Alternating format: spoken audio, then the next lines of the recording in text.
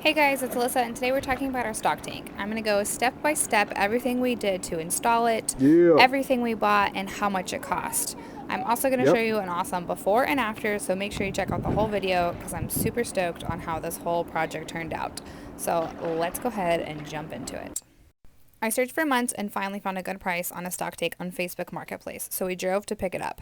By far, the hardest part of this was getting the stock tank to our house in a truck that we did not own. It was How very are you stressful. feeling right now? Close. I don't think you can see my brake lights.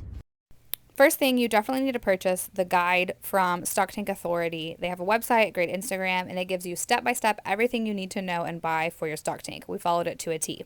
I'll do my best to link everything down below as we go.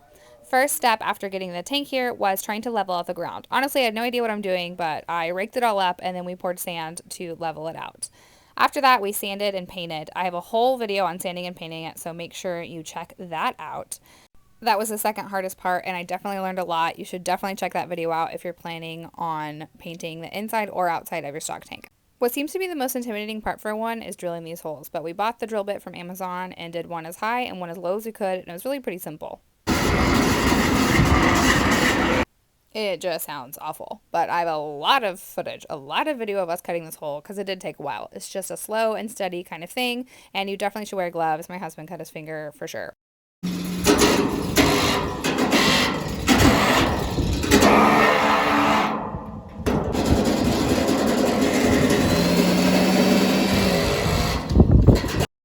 After the holes are cut and after the inside and outside were painted, we got started on the final installation. So I put silicone on the inside and the outside of everything. Because our tub was rigid, silicone was key to make sure there was no leaking involved. I put it on the rubber washer, I put it on the inside and outside of everything. I did not want this to leak. More silicone. Hopefully you're getting the picture here. Put silicone all over everything. And our silicone said it needed to set for at least 30 minutes before getting wet, so we started filling it up a little bit before time, and we wanted to make sure that it was not leaking before we started installing the pumps. We also had a lot of helpers during our building of the stock tank, which made it slower and, of course, more fun. Always include your little helpers. I also bought the recommended additional parts piece from Intex from Amazon again, and it came with this pump valve so that I would be able to shut the water off anytime just from the top. I'll show you a little bit more detail on that in a minute. I recommend getting the pump valve. I did not use all the pieces from this box though. The whole time I was building this, I just wanted this video, so here you go. If you take this lower one off, that's what it looks like. And in between that and the wall of the pool is that rubber washer. And then on the outside is the screw piece.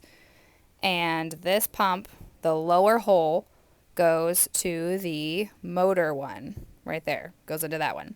And then on this one, same thing. If you take this piece off, this is what it looks like. It's a little dirty in there already, but looks just like that. And again, next to, in between this and the pool wall is that rubber washer again. And on the outside, I added the additional plunger valve that I purchased.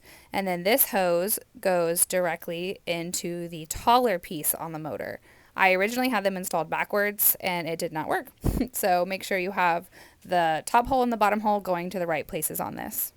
So once you have all your silicone in and it's installed just like this and your pool is full of water and it's plugged in properly, you'll need to open each of the little valves on the pipes and the pump motors to let out all the air. Once all the air is out, you can close them all and start your pump. It's a pretty easy setup once you have it going, and it's working really well for us. After that, we added rocks and a few other aesthetic things, the pavers. We didn't want to pay for a whole new fence at this time, so I covered up the neighbor's yard with this cheap privacy cover. And again, here's the before picture of the yard. Take a good look at the neighbor's yard. Take a good look at the whole area. This is exactly what it was looking like before, and here it is now. I'm really proud of it. It was a lot of work. It took us longer than it should have, but my children absolutely love it. Honestly, I feel like if we can do it, you can do it. This wasn't that hard. It's pretty simple. The outline is perfectly laid out for you. I recommend a stock tank pool for anyone and everyone, especially in Texas. Anyways, thanks for watching this video. I'll probably do more videos on my whole cleaning process, all the different chemicals and things that I use that I've been doing, but here's a breakdown of everything we spent on this pool. I have a couple more things that I want to do, add some no diving stickers, some rules for our Airbnb guests, but overall I'm really happy with how it turned out. If you like this video, please make sure to give it a thumbs up. This is the rest of our backyard patio area. I have some big plans for it, so make sure to subscribe to check out that video in the future.